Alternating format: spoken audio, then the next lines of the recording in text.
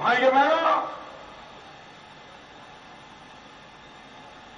सुभाष बाबू ने कहा था, पूरे देश को आह्वान किया था। सुभाष बाबू का नारा था, तुम मुझे खून दो, तुम मुझे खून दो। सुभाष बाबू ने कहा था, तुम मुझे खून दो, मैं तुम्हें आजादी दूंगा। भाइयों बहनों, उसी महापुरुष से प्रेरणा लेकर के मेरा जैसा एक छोटा सेवक आप सबको हाथ जोड़ के प्रार्थना कर रहा है। आप मुझे, सुभाष बाबू ने कहा था, तुम मुझे खून दो, मैं तुम्हें आजादी दूंगा। मैं कह रहा हूं, तुम मुझे साथ दो, मैं तुम्हें स्वराज्य दूंगा। दिल्ली में कांग्रेस पार्टी चुनाव जीतने के लिए रणनीति नहीं बना रही है, सरकार बचाने के लिए चुनाव नहीं लड़ रही है। गठबंधन क्या कर रही है? कुछ भी करो, कुछ भी हो जाए, जो देना पड़े दे दो, जो करना पड़े कर दो, जो मिले मिला लो, पर मोदी को रोको।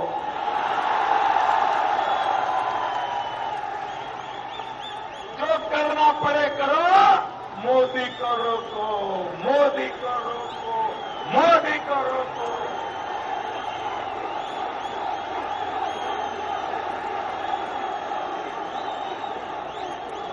भाइयों बहनों, ये मोदी से इतना डर क्यों रहे हैं? मोदी से कांप क्यों रहे हैं? इनके पैर कांपने लगे हैं, डरने लगे हैं। उनको लग रहा है, मोदी अगर आ गया, अगर मोदी आ गया, 16 तारीख के बाद इनकी जगह कहां होगी, इसका हमको पूरा।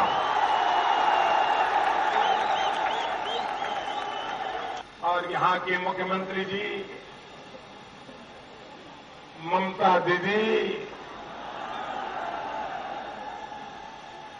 कहां गई आपकी ममता?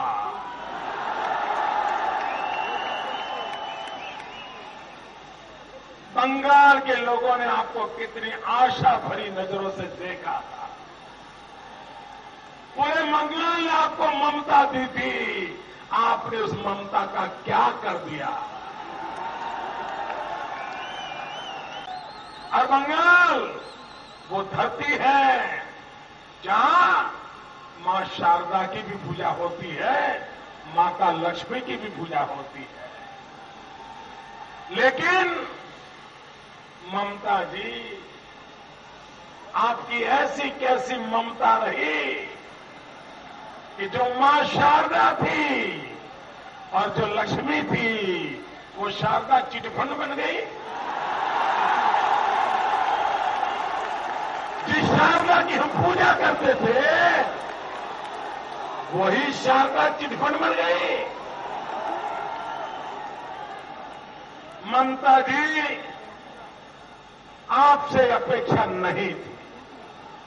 मैं व्यक्तिगत रूप से आपका आदर करने वाला व्यक्ति रहा हूं। क्या कर दिया आपने? बंगाल के लोगों के सपनों को चूर चूर कर दिया। अरे कुर्सी का इतना मोह होता है? अरे आपने इतना बढ़िया अवसर दिया, बंगाल की जनता ने आपको इतना प्यार दिया, आप बंगाल का कितना भला कर सकती थी। लेकिन आप तो वही कर रही हो जो लेफ्ट वाले करके गए हैं।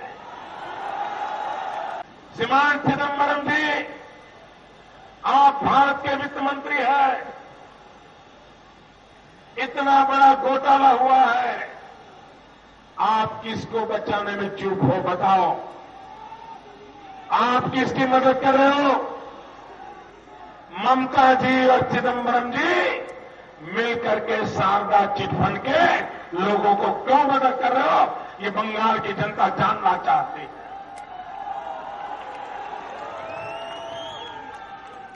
भाइयों बहनों,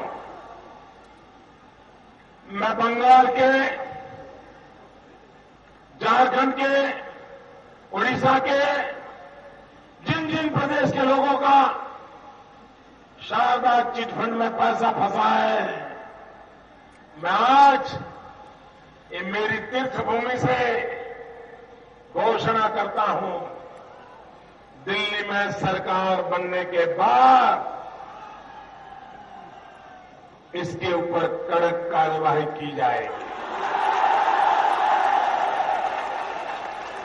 कोई चमरबंदी को छोड़ा नहीं जाएगा। पहले आपके पेंटिंग कभी 4 लाख में बिकते थे, कभी 8 लाख में बिकते थे, कभी 15 लाख में बिकते थे, लेकिन क्या कारण है? एक बार आपके चित्र 1 करोड़ रुपए से भी ज्यादा कीमत में गया।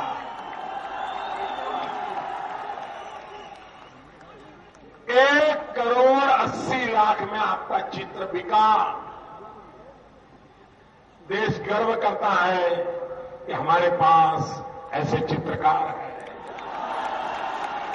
हमें आदर होता और मैं कला का सम्मान करने वाला व्यक्ति हूं, लेकिन 1 करोड़ 80 लाख में ये चित्र लेने वाला कौन था?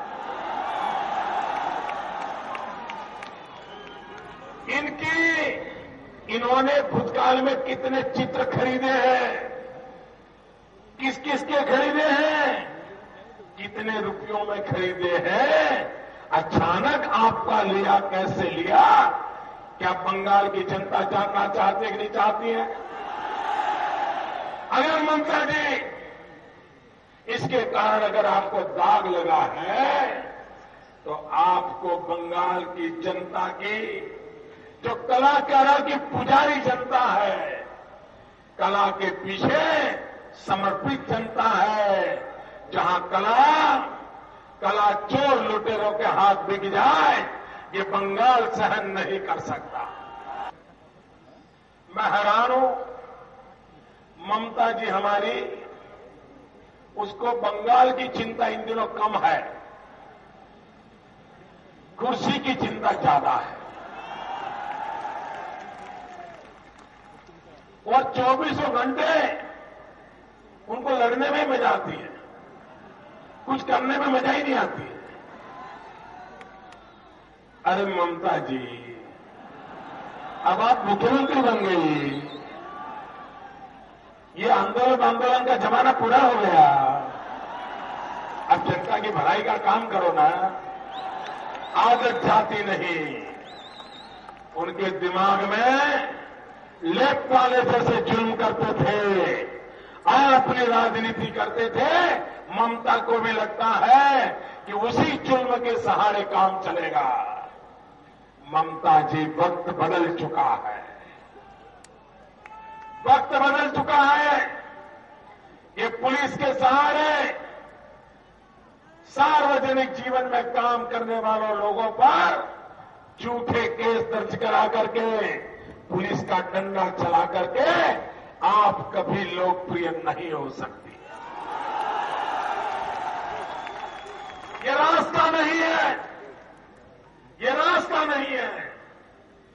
आप एक समर्पित नेता है।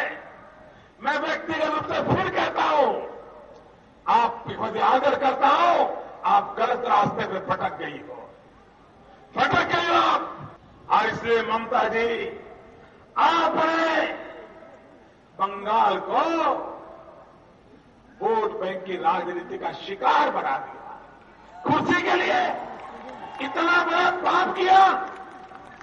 मैं हैरान हूं ममता जी, बिहार के लोग यहां आते हैं, वो आपको पराये लगते हैं।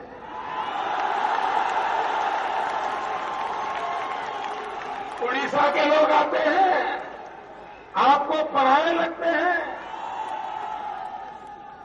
कोई मारवाड़ी यहां आए, आपको बुरा लगता है। और बांग्लादेशी आ जाए, वाह, आपके चेहरे पर क्या चमक आ जाती है। कोई 7 पीढ़ी का रिश्तेदार आ गया जैसे। वोट बैंक की राजनीति के खातिर आप भारत मां के सपूतों का अपमान करती हो। आप भारत मां के सपूतों का अपमान करती हो। ये उड़िया हो, वो बिहारी हो, वो मारवाड़ी हो, मेरी भारत मां के बेटे हैं।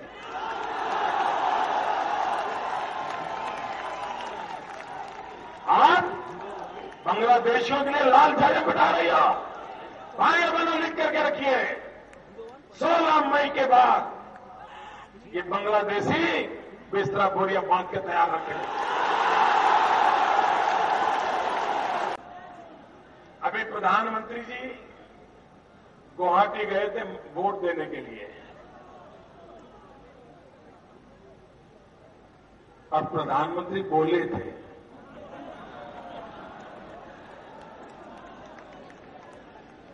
प्रधानमंत्री बोले थे, आपने सुना कि नहीं सुना?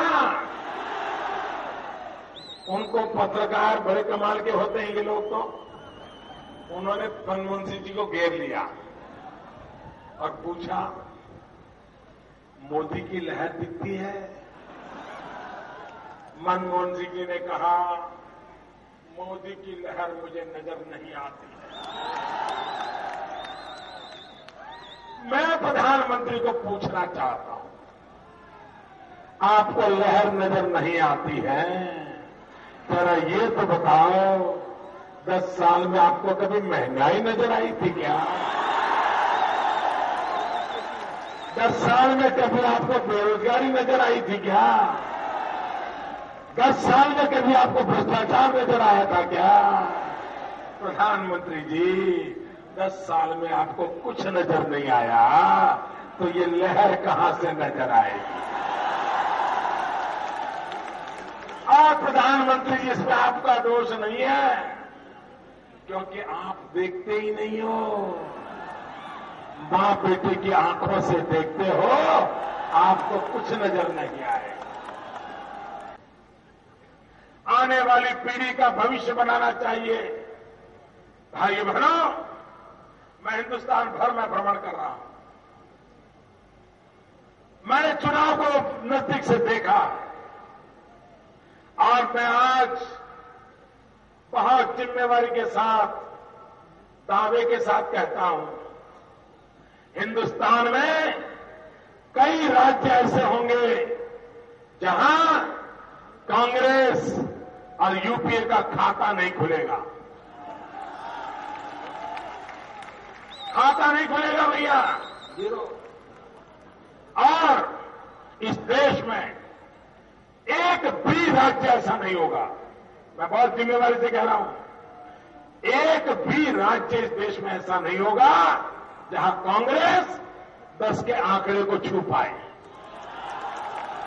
डबल डिजिट संभव नहीं है कांग्रेस के लिए, एक भी राज्य में संभव नहीं है। पूरे इतिहास में मां बेटे की सरकार ऐसी गर्त में जाने वाली है, 100 साल तक निकल नहीं पाएगी।